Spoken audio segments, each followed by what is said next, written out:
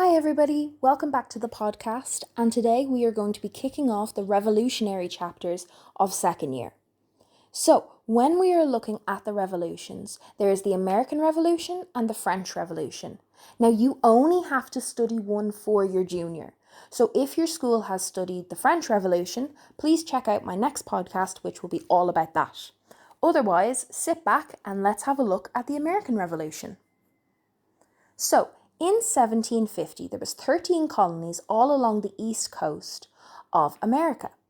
And these colonies were owned by England as England had planted there, as we would have looked at when we were looking at the Reformation chapter. Now, the causes for the revolution all boiled down to basically tax. People were taxed an awful lot because of England's decisions. So the first decision was England was going to war against France. And this meant that England had an awful lot of debt to pay back and also had to sustain all of these soldiers, which meant that normal tax prices were put up on the everyday people so that they could afford to continue the war and pay their debt. As well as that, there are three types of tax that you should be able to mention.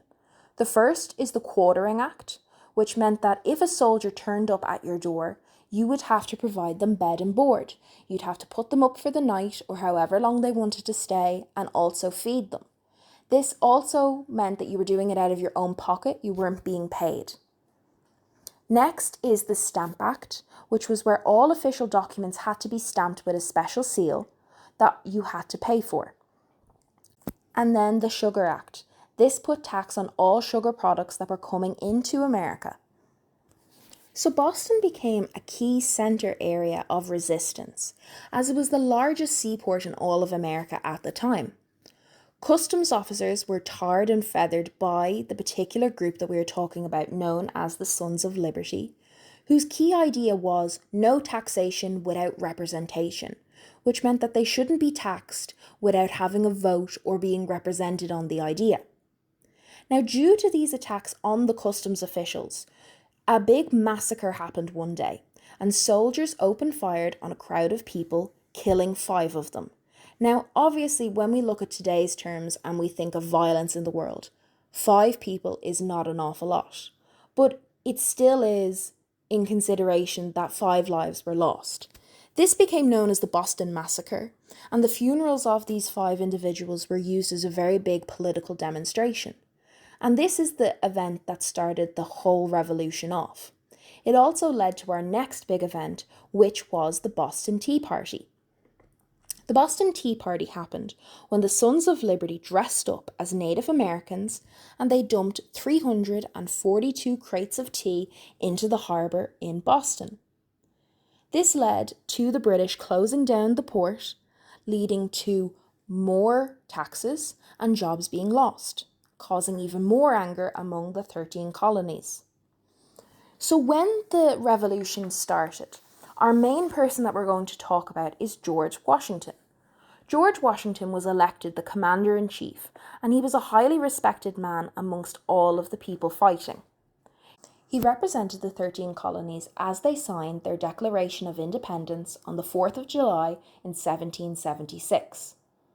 The Declaration declared that all men were created equal, that everybody had the right to liberty, life, and happiness, that government should give these rights, and they had the right to create a better government if the current one did not protect these rights. Bit ironic when you think about what's happening in America today, but we shall move on.